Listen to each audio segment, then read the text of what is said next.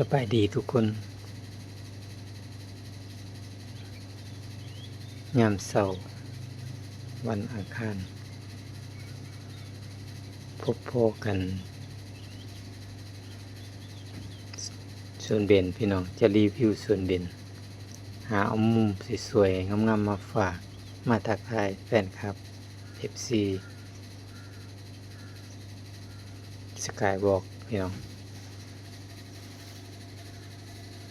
มุมสวยๆงามๆในสวนเบญ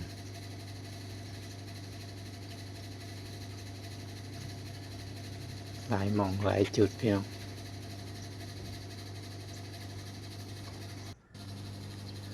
บรรยากาศดีพี่น้องอีกมุมหนึ่งในสวนป่ามุมนี้ก็สวยงามดีพี่น้องดอกไม้กำลังบาน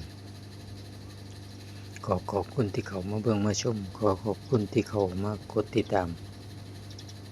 เป็นกำลังใจให้ขอบคุณจากใจดอกไม้งามบ่พี่น้องดอกมันกำลังบานมุมสกายวอล์กสวยๆบรรยากาศดีพี่น้องลมเย็นๆ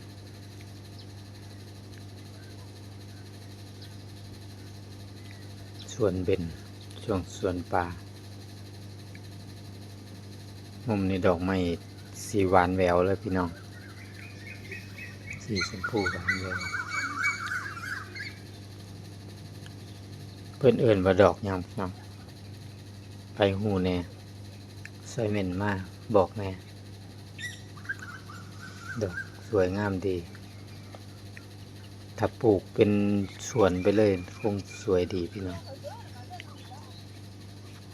ดอกงามๆเบิ่งแล้วเพลิดเพลินตา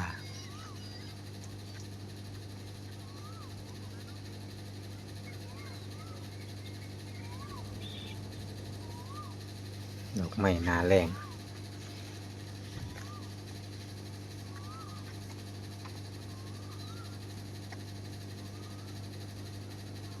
สวยงามดีพี่น้อง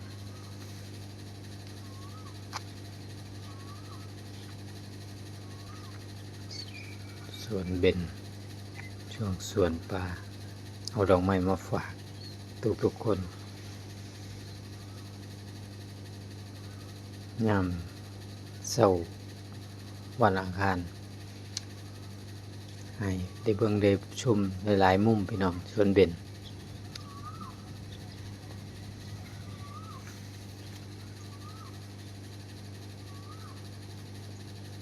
รีวิวดอกไม้อีกมุมหนึ่งพี่น้อง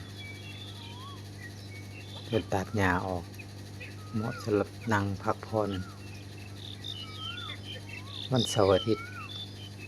กูคนจะมานั่งพักผ่อนถ่ายรูปจุดนี้หลายพี่น้อง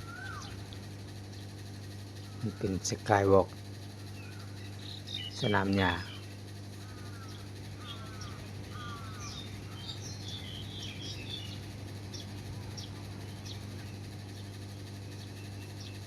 ให้ได้เบิ่งหลายๆมุมพี่น้อง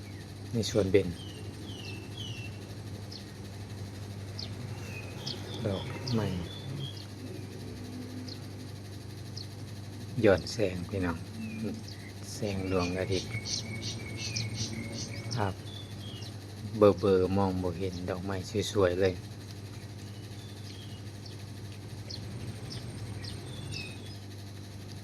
มุมนี้จะเป็นมุมขององค์พญานาค3 ตระกูลพี่น้องเพิ่นมาประดิษฐานตั้งไว้ให้สักการะบูชา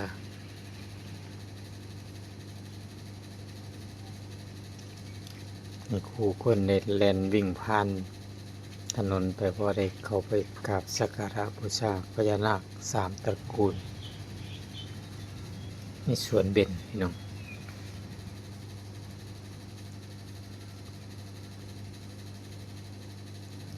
ขอบคุณทุกกำลังใจขอบคุณทุกการติดตามขอให้จงมีแต่ความสุขความเจริญพี่น้อง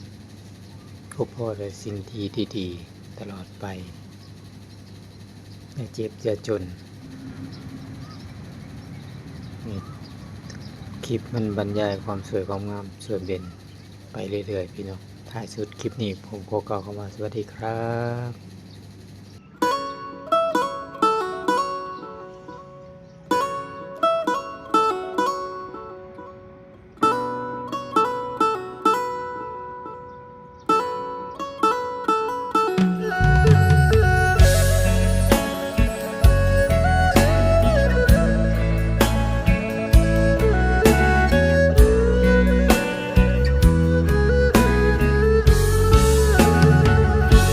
ตะเวนแยงตา